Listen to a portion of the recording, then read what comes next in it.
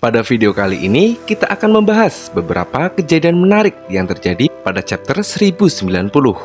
Seperti seberapa canggih gelembung yang diciptakan oleh Dr. Vegapunk. Kemudian, setelah memberikan informasi kepada Gorosei, apa yang dilakukan oleh Rob Lucci selanjutnya. Selain itu, akan seberapa epikah pertarungan Sentomaru melawan Kizaru. Dan apakah pada chapter depan Gorosei Saturnus juga akan ikut untuk bergerak agar meminimalisir dampak kerugian yang akan mereka terima. Dan terakhir yang paling banyak diperdebatkan adalah siapa sebenarnya orang yang dimaksud oleh Monkey D. Luffy.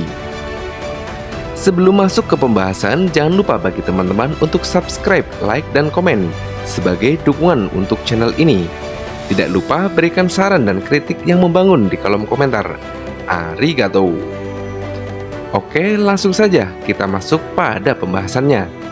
Pada chapter 1090 kemarin, kita telah dijelaskan bahwa gelembung itu dibuat dengan material yang sama, yang juga digunakan oleh pasifista Mark III. Tetapi material itu bukanlah berasal dari batu laut, melainkan energi lain yang memiliki fungsi seperti batu laut, di mana gelembung tersebut memiliki beberapa keunggulan. Salah satunya dapat menjadi sebuah perisai. Pada chapter sebelumnya telah diperlihatkan oleh pasifista Mark III bahwa gelembung itu dapat menahan senjata meriam yang digunakan oleh agen si Perpol. Dan seperti yang juga dikatakan oleh salah satu laksamana angkatan laut, jika pasifista kebal terhadap meriam dengan gelembung sebagai perisai dan senjata laser milik Kizaru yang ditanamkan pada pasifista Mark III, mereka menjadi semakin sulit untuk dikalahkan. Bahkan sepertinya untuk sekelas laksamana itu juga merupakan hal yang akan merepotkan bagi mereka. Sehingga pasifista Mark III akan menjadi ancaman serius bagi non-pengguna buah iblis maupun pengguna buah iblis. Apabila diperhatikan lebih detail, sepertinya gelembung itu tidak membuat mereka menjadi lemas, tetapi hanya menetralkan kekuatan buah iblisnya saja. Itu berarti gelembung dan beberapa senjata batu laut yang digunakan di negeri Wano memang hanya mengandung beberapa persen kandungan batu laut. Dan jika dibandingkan dengan inovasi senjata batu laut yang ada di negeri Wano, gelembung yang diciptakan oleh Dr. Vegapunk jauh lebih canggih. Pada chapter kemarin, ternyata diam-diam Rob Lucci melaporkan semua informasi dan situasi yang ada di laboratorium. Sehingga setelah pihak Marine mendapatkan semua informasi yang mereka butuhkan, saat itu juga mereka langsung melakukan pergerakan, di mana para laksamana langsung memberikan komandonya kepada semua prajurit angkatan laut agar bersiap untuk bertempur. Di sisi lain, Luffy, Franky, Bonnie, dan Lilith telah ditugaskan untuk memindahkan kapal Sanigo ke sisi seberang laboratorium. Sehingga sekarang hanya ada beberapa orang saja, seperti Zoro, Sanji, Brook, Chopper, Nami, Robin, Jinbei, Usopp, Atlas, Edison, Stacy, dan Dr. Vegapunk. Dalam kondisi seperti ini, sepertinya Rob Lucci belum bisa melakukan pergerakan apapun dan masih menunggu momentum kelengahan dari kru topi jerami untuk membebaskan York, yang merupakan salah satu aset penting bagi pemerintah dunia. Karena seperti yang kita tahu dari percakapan antara Gorosei Jupiter dan York, bahwa York adalah salah satu yang bisa membuat Mother Flame. Sehingga Gorosei Saturnus memprioritaskan keselamatan dari Vegapunk York. Setelah semua informasi yang diberitahukan oleh Rob Lucci, pemerintah dunia telah memahami dan memperhitungkan kemungkinan yang akan terjadi.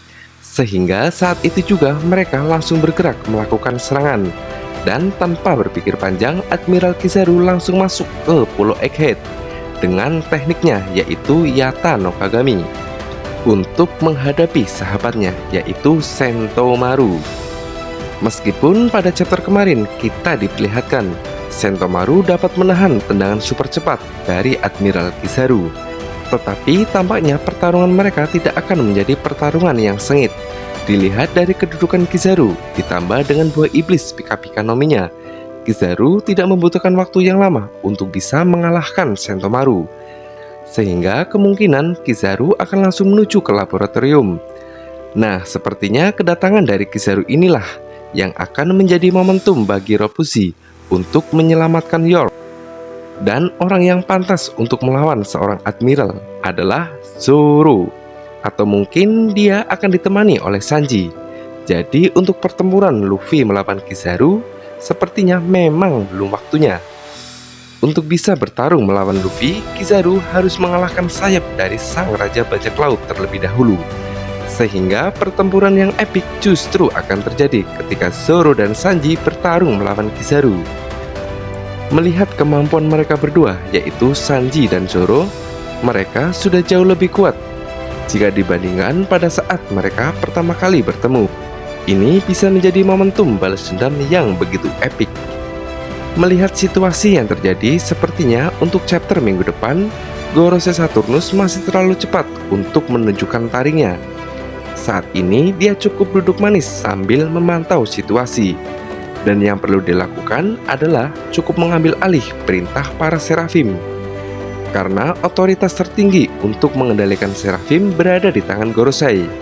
Sehingga Saturnus akan memerintahkan mereka agar membantu para Laksamana untuk menghadapi Pasifista Mark III.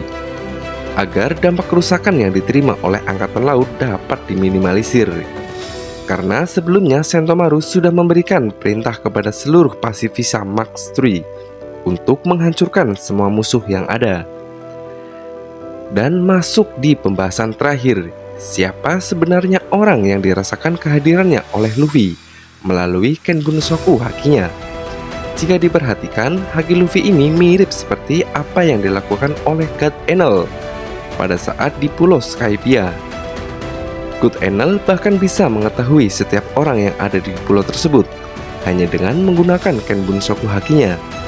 Itu berarti level dari Kenbunsoku haki milik Luffy sudah setara dengan God Enel, atau bisa dibilang sudah pada level yang advance. Sepertinya kemungkinan orang yang dirasakan kehadirannya oleh Luffy bukanlah Admiral Kizaru. Ya, meskipun kita tahu bahwa Kizaru tidak bisa dianggap remeh, tetapi untuk level seorang Yonko seperti Luffy saat ini, jika orang yang sangat kuat itu ditunjukkan kepada Kizaru, sepertinya itu kurang masuk akal. Dan kemungkinan orang yang dibilang sangat kuat oleh Luffy adalah Gorosei Sainjay Garcia Saturn. Dilihat dari posisinya saat ini, dia berada di lepas pantai Pulau Egghead.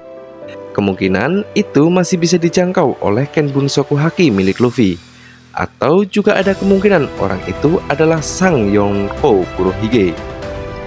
Kita terakhir diperlihatkan bahwa Kurohige telah mengalahkan Law, tetapi ada beberapa komandan Titan dari kru bajak laut Kurohige yang berada di Pulau Egghead untuk memantau situasi dan melaporkannya kepada Kurohige.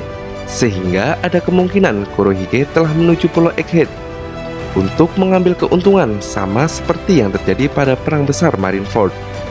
Selain Gorosei Saturnus dan Kurohige, ada satu orang lagi yang kemungkinan telah sampai di Pulau Egghead. Dia adalah Monkey D. Dragon.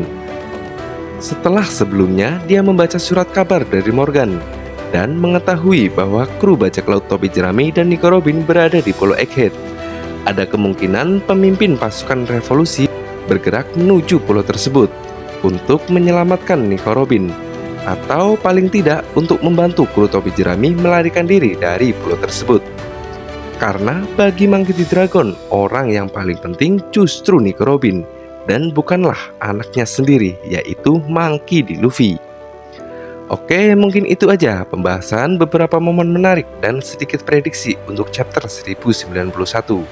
Sampai ketemu di chapter selanjutnya. Bye-bye.